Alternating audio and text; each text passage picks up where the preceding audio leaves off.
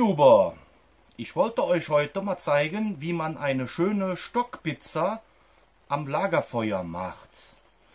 Dafür habe ich Pizzateig, Tomatensoße, Käse und ein bisschen Schinken.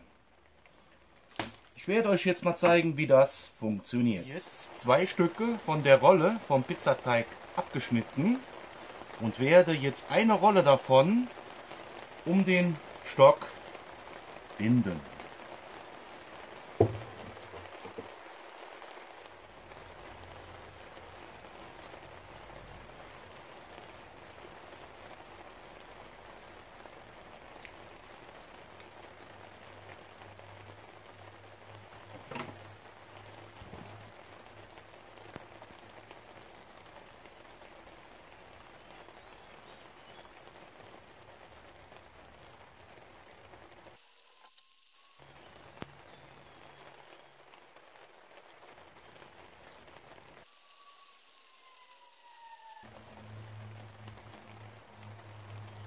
So, somit habe ich schon mal den Pizzateig um den Stock gewickelt. Ich mache das Ganze noch etwas dünner.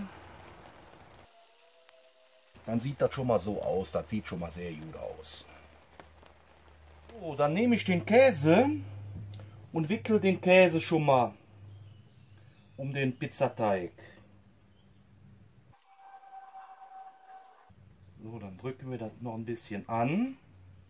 So, dann mache ich jetzt noch ein wenig Tomatensoße drauf.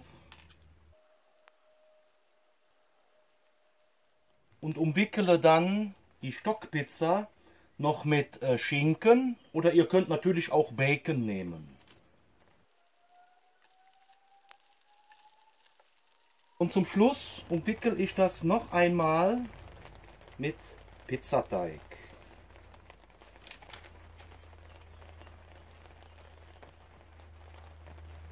Da könnt ihr ruhig etwas Abstand zwischenlassen.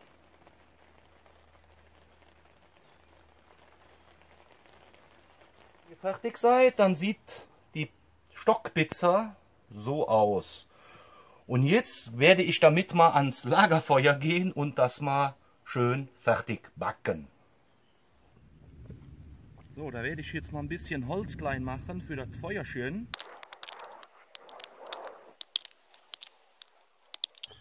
Oh, guck mal hier, wie schön harzhaltig das Holz ist. Ist richtig Harz drin. Sehr gut.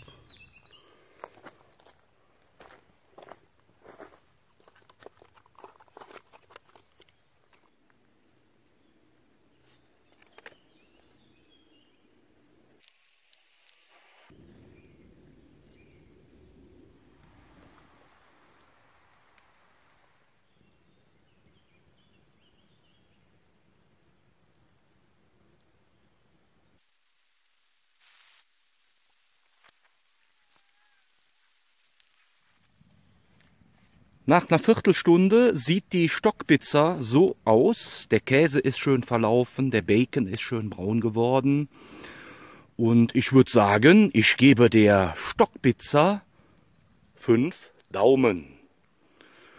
Gut Leute, dann macht es gut, bis die Tage mal und macht einen Daumen hoch.